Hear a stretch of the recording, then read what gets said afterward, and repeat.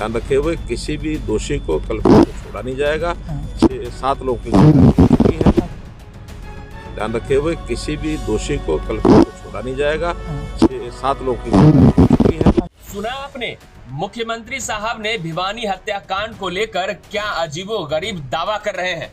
दरअसल खट्टर साहब तो ये कह रहे हैं कि इस मामले पर वो अपनी नजर बनाए हुए हैं, लेकिन लगता कुछ और ही है।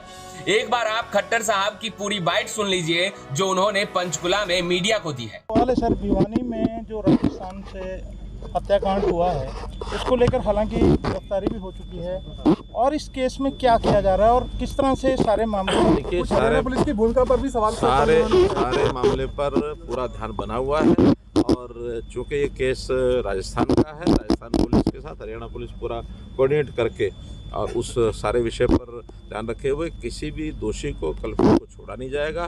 6-7 लोगों की गिरफ्तारी हो चुकी है, और भी अगर इसमें संदिग्ध कोई लोग मिलेंगे की जाएगी। किसी भी कारण से किसी बात की टिप्पणी बची जाएगी। अब भी नहीं समझ में आया तो चलिए हम आपको बताते हैं। दरअसल खट्टर साहब ये कह रहे हैं कि भिवानी मामले में 7 लोगों को गिरफ्तार कर लिया गया है, जो कि सरासर गलत है। अब आप ये सोच रहे होंगे कि हम ऐसा क्यों कह रहे हैं, तो अब हम आपके सामने पूरे सबूत के साथ दलील देंगे कि कैसे खट्टर साहब झूठ पर झूठ बोले जा रहे हैं। दरअसल खट्टर साहब जिन 7 लोगों की गिरफ्तारी की बात कर रहे हैं उसमें तनिक भी सच्चाई नहीं है, क्योंकि भिवानी मामले में अभी तक 7 लोगों की नहीं बल्कि सिर्फ एक ही गिरफ्तारी हुई है, जिसका नाम रिंकू सैनी है, जिसे हरियाणा से ही गिरफ्तार किया गया है। ये रहा सबूत नंबर 1। और सबूत नंबर 2 ये है कि इस मामले में तो 7 लोगों को आरोपी भी नहीं बनाया गया है। तो मुख्यमंत्री खट्टर के दावों के अनुसार पुलिस ने कैसे 7 लोगों को गिरफ्तार कर लिया।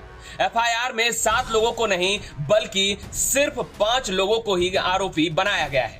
भिवानी में जिन 2 मुस्लिम युवकों की हत्या की गई उसके चचेरे भाइयों ने एफआईआर में मोनू मानेसर, अनिल, श्रीकांत, रिंकू सैनी, लोकेश सिंगला का नाम दिया। इसमें से फिलहाल रिंकू सैनी को पुलिस ने हरियाणा से ही गिरफ्तार किया है। आरोपी रिंकू सैनी टैक्सी चलाता है। उसने पुलिस को पूछताछ में बताया कि वो फिरोजपुर झिरका इलाके में अपने साथियों के साथ गौ तस्करी करने वालों का पीछा कर पकड़ने का काम भी करता है। बता दें, 16 फरवरी को भिवानी के लोहारू के बारवास गांव के पास एक जली हुई बोलेरो में 2 कंकाल मिले थे। मृतकों की पहचान नासिर और जुनैद के तौर पर हुई है। दोनों राजस्थान के भरतपुर के रहने वाले हैं। मृतकों के परिजनों ने जिन 5 लोगों को आरोपी बनाया है उसमें रिंकू सैनी भी शामिल है। ब्यूरो रिपोर्ट, हरियाणा तक।